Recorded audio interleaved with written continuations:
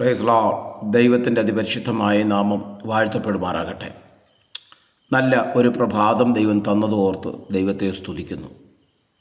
ഇന്നത്തെ പ്രഭാത ചിന്തയ്ക്കായി ഒരു വേദഭാഗം വായിക്കുന്നു. ആവർത്തന പുസ്തകം 5-ാം അധ്യായം അതിൻ്റെ 29-ാമത്തെ വാക്യം. അവർക്കും അവരുടെ മക്കൾക്കും എന്നേക്കും നന്നായിരിക്കുവാൻ അവർ എന്നെ ഭയപ്പെടേണ്ടതിന് എൻ്റെ കൽപ്പനകളെ ഒക്കെയും പ്രമാണിക്കേണ്ടതിന് ഇങ്ങനെയുള്ള ഹൃദയം അവർക്ക് എപ്പോഴും ഉണ്ടായിരുന്നു എങ്കിൽ എത്ര നന്ന്. 5-ാം അധ്യായത്തിൻ്റെ അകത്ത് 3 പേരെ നമുക്ക് കാണാൻ കഴിയും. 1 ജനം, 2 മോശ, 3 ദൈവം. ജനവും മോശയും തമ്മിലുള്ള സംഭാഷണം.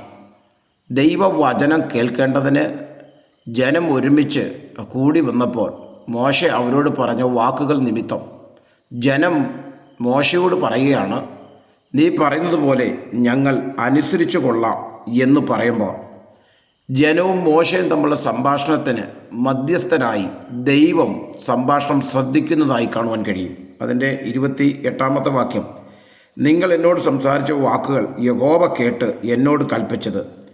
ഈ ജനം നിന്നോട് പറഞ്ഞ വാക്ക് ഞാൻ കേട്ടു, അവർ പറഞ്ഞതൊക്കെയും നല്ലത് എന്ന് പറഞ്ഞു. 1 ജനം പറയുന്ന വാക്കുകൾ മോശ മാത്രമല്ല കേൾക്കുന്നത്, ദൈവം കേൾക്കുന്നു. പ്രിയ ദൈവത്തിലെ നാം ഓരോ വാക്കുകൾ പറയുമ്പോഴും 2 പേർ ആശയവിനിമയം നടത്തുമ്പോഴും ആശയവിനിമയത്തിൻ്റെ നടുവിൽ കേൾക്കുന്ന ഒരു ദൈവമുണ്ടെന്ന് എല്ലാവരും ഓർമ്മ നിൽക്കണം. നമ്മുടെ ആശയവിനിമയം കേൾക്കുന്ന ദൈവം അതിന് സാക്ഷി നിൽക്കും. മാത്രമല്ല അവിടെ കാണാൻ കഴിയുന്നത് ജനം പറഞ്ഞതൊക്കെ നല്ലത് എന്ന് ദൈവം ഇവിടെ പറയുന്നതായി കാണുവാൻ കഴിയും. 1 നമ്മുടെ വാക്കുകളെ ശ്രദ്ധിക്കുന്ന ദൈവം. 2 വാക്കുകൾക്കകത്ത് നല്ലത് എന്ന് പറയുവാൻ ആഗ്രഹം പ്രകടിപ്പിക്കുന്ന ഒരു ദൈവം നമുക്കിവിടെ കാണാൻ കഴിയും. എന്നിട്ട് അടുത്ത പദമാണ് നമ്മൾ ശ്രദ്ധിച്ചത്, വായിച്ചത്.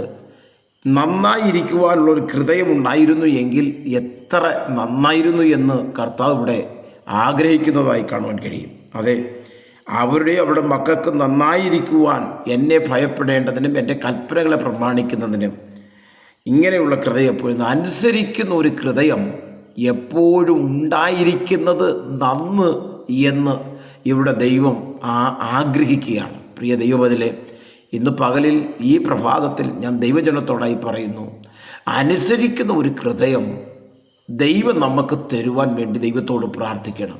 ആ ഹൃദയം എപ്പോഴും നമ്മുടെ ജീവിതത്തിലുണ്ടെങ്കിൽ കുഞ്ഞെ, നീയും നിന്റെ തലമുറയും അനുഗ്രഹിക്കപ്പെടും. ഇന്ന് പകലിൽ എൻ്റെ ശബ്ദം കേൾക്കുന്ന പ്രിയ ദൈവത്തിലെ കർത്താവായ യേശുക്രിസ്തുവിൽ നിങ്ങൾ അനുസരിക്കാൻ തയ്യാറാണെങ്കിൽ കർത്താവ് നിങ്ങളെ വിടുവിപ്പാൻ തയ്യാറായി നിൽക്കുന്നുണ്ട്. നീ ഏത് കഷ്ടതയുടെ നടുവിലും ഏത് പ്രയാസത്തിൻ്റെ നടുവിലും ഒക്കെ കടന്നു പോകേണ്ടി വന്നാലും ശരി, കർത്താവിൻ്റെ വചനം പ്രമാണിക്കുന്നതിൽ, അനുസരിക്കുന്നതിൽ, വിശുദ്ധിയോടെ നിൽക്കുന്നതിൽ ജീവൻ പോയാലും അത് കർത്താവിൻ്റെ നാമത്തോടെ നിൽക്കാൻ കഴിയുന്നെങ്കിൽ, വിശ്വാസത്തോടെ നിൽക്കാൻ കഴിയുന്നെങ്കിൽ കർത്താവ് നമ്മെ വിടുവിക്കും. ഈ വചനങ്ങൾ ആ ദൈവം നമ്മെ അനുഗ്രഹിക്കട്ടെ. God bless you. മാറാനാഥ.